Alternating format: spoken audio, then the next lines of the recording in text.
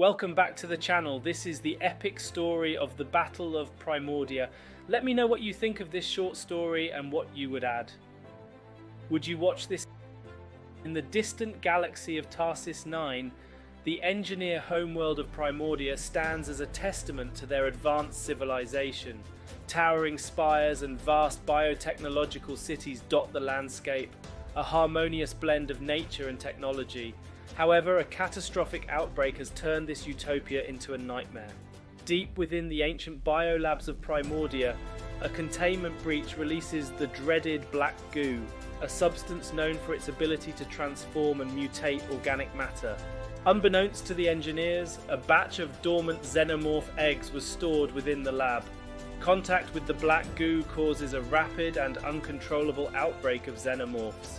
The xenomorphs quickly establish a hidden hive within one of Primordia's grand temples, where a queen begins to command her brood. The engineers, renowned for their technological prowess and physical strength, are formidable warriors. They quickly mobilize, deploying advanced weapons and biomechanical suits to combat the xenomorph threat. Individual xenomorphs are no match for an engineer, but the overwhelming numbers begin to tilt the balance in favor of the alien horde. The engineers, though powerful, find themselves increasingly overwhelmed and in a state of panic. They know the catastrophic potential of the xenomorphs, but hope to contain and study them for bioweapon purposes rather than completely eradicate them.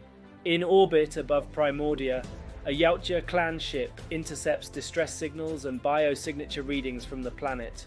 The clan, seeking worthy prey, scans the situation and assesses both the xenomorphs and engineers as formidable opponents. The predators decide to engage, eager for the hunt but wary of the formidable foes below. However, they make a grave mistake, as they lack an experienced elder or warrior in their ranks. The predators descend onto the chaotic battlefield, utilizing their cloaking devices to remain unseen. They observe the engineers' desperate struggle against the xenomorph swarm, noting the advanced weaponry and combat prowess of the towering humanoids. The first engagement is swift and brutal. A squad of predators decloaks and ambushes a group of engineers engaged in combat with xenomorphs. The initial surprise gives the predators an edge, but the engineers quickly adapt, using their superior technology and knowledge of their homeworld to counterattack. During the chaotic battle, two young predators fall victim to the formidable might of the engineers. The first predator, attempting a daring maneuver to outflank an engineer, miscalculates his timing. As he leaps through the air, an engineer armed with a high-energy plasma cannon targets the xenomorphs, but accidentally catches the predator in its path. The blast is instantaneous and devastating, enveloping the predator in a blinding flash of blue light. His form disintegrates almost instantly, leaving behind only a faint trace of vapor in the air where he once stood. The second predator faces a more gruesome fate as he engages in close combat. An engineer wielding a biomechanical spear strikes with precision. The spear, composed of living sharp tendrils, impales the predator through his abdomen. The tendrils writhe and tighten, ensuring a fatal grip. Green blood sprays from the wound as the predator convulses and collapses, the life draining from his body in a violent and bloody end. As the engineers and predators battle, the xenomorphs exploit the chaos. From their hidden hive in the temple, they launch coordinated attacks, using their sheer numbers and hive intelligence to swarm both foes. Acidic blood and relentless aggression make them a dire threat, forcing engineers and predators alike to momentarily unite against the common enemy. Despite their technological superiority, the engineers are gradually overwhelmed by the xenomorph numbers. The temple hive becomes a fortress, with xenomorphs pouring out in an endless tide. The predators, realizing the scale of the threat, shift tactics. They target the hive itself, aiming to decapitate the xenomorph force by destroying the queen. A fierce three-way battle ensues within the temple. Engineers, predators and xenomorphs engage in a brutal fight for survival. The engineers, leveraging their knowledge of the temple's layout and their advanced weaponry, hold their ground against both the xenomorph onslaught and the predators' hunting tactics. The predators, despite their initial lack of an experienced elder, prove their mettle through their adaptability and fierce combat skills. Meanwhile, the Xenomorph Queen, a towering and terrifying presence, seizes an opportunity to claim her own victim. A predator, momentarily distracted by a skirmish with several drones, fails to notice the Queen's approach. With lightning speed, she uses her immense strength to pin him down.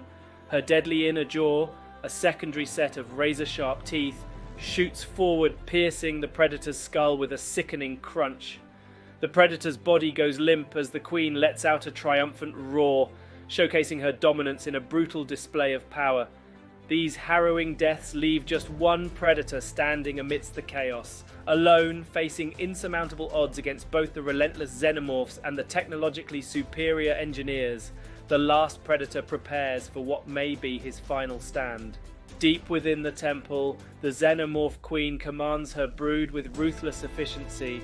Realizing that the key to ending the swarm lies in eliminating the Queen, both the predators and the engineers set their sights on her. The coordinated assault, using their biomechanical suits and advanced weaponry to carve a path through the Xenomorph defenses. In the heart of the temple, the final showdown occurs.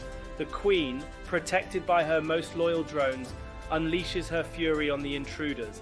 Engineers and predators find themselves momentarily allied, fighting side by side to breach the Queen's defenses.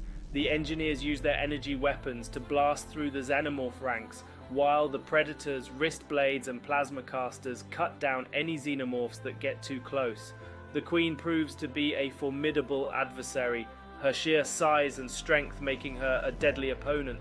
As the battle rages, casualties mount on all sides.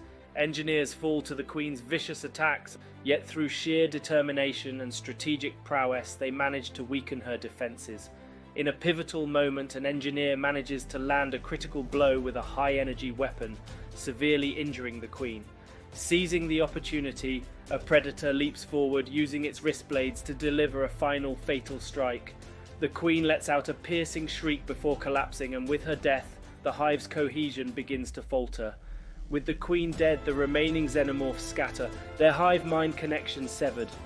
The engineers, though battered and weary, start to reclaim their home.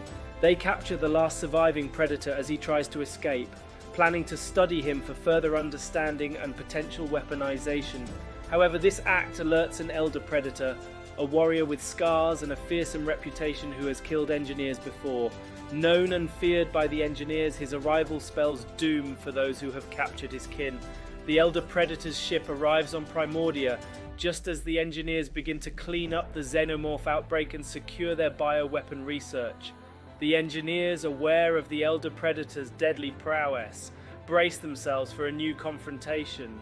The story ends with the elder predator's ship descending onto the engineer homeworld, promising a reckoning. The engineers, though momentarily victorious, know that death is coming and the final chapter of this battle has yet to be written. That's my story. Yes, I could have gone into more detail, but it's more of an idea of how I think a story between these three races would go. What did you think? Let me know in the comments below, and like and subscribe if you enjoyed the video.